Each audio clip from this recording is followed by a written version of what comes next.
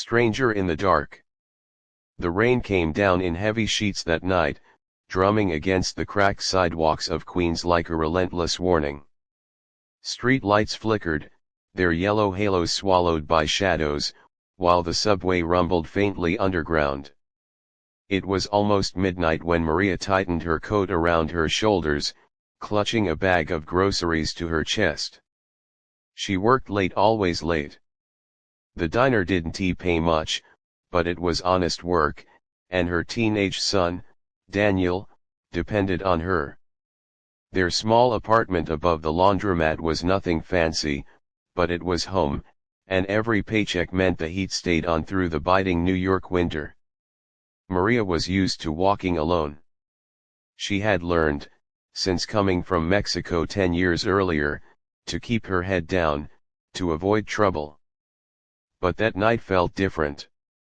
The streets were quieter than usual, unnaturally so. As she turned down the block, she caught the faint echo of footsteps behind her. Slow, steady, measured. Her heart quickened. She pulled her coat tighter, forcing herself not to look back. New York had taught her, never show fear. Still, she quickened her pace, the grocery bag thumping lightly against her hip. The footsteps followed. By the time she reached the narrow alley that cut toward her building, the sound was closer, heavier. Maria finally turned her head. A man emerged from the dark. Tall. Hood pulled low over his face. Hands shoved deep in his pockets. He didn't speak.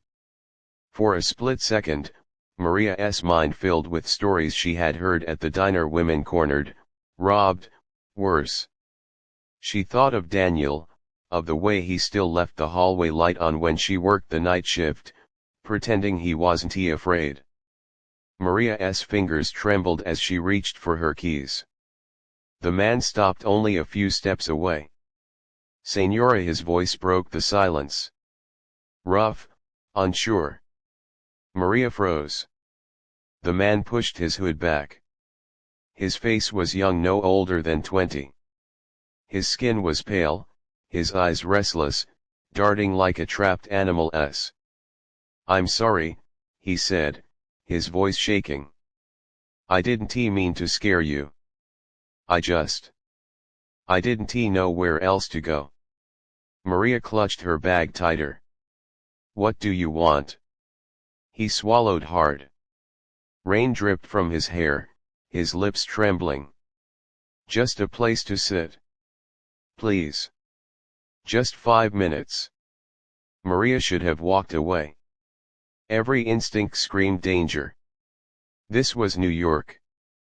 People lied. People used kindness as a trap. But something in his eyes, raw, broken, stopped her. "Why me?" she asked carefully. He hesitated, then pulled his hand from his pocket. She flinched. But instead of a weapon, he held out a crumpled photograph. A little girl smiled back at her from the faded print. Missing teeth. Ribbon in her hair. "My sister," he whispered. "She's gone. Nobody's listening. Cops say she probably ran away. But I know she didn't." His voice cracked. "I've been looking everywhere." Maria felt the weight of his words settle into her chest. She remembered her own brother back home, shot in the streets of Guadalajara when he was just 19. She remembered the helplessness, the silence afterward. "You can't be out here alone," Maria said softly. He shook his head. "Don't you get it? I am alone." The boy's voice carried a truth Maria couldn't ignore. Against every rule she had taught herself, she made a choice. "Come," she said quietly. But only for a little while. The apartment was warm compared to the icy rain outside. Daniel stirred awake as Maria opened the door, blinking in confusion. "Mama?" he asked, rubbing his eyes. His gaze fell on the stranger, and he froze. Who's that? A friend, Maria said quickly, though the word felt strange. He won't stay long. The boy he finally told them his name was Luke sat stiffly at the edge of the kitchen table, dripping water onto the floor. His hands shook as Maria poured him coffee, the steam rising between them like fragile peace. She was 12, he said suddenly, staring at the photograph. Her name's Emily. I promised my mom I'd watch her while she worked the night shift. But I fell asleep. When I woke up, she was gone. His knuckles turned white against the mug.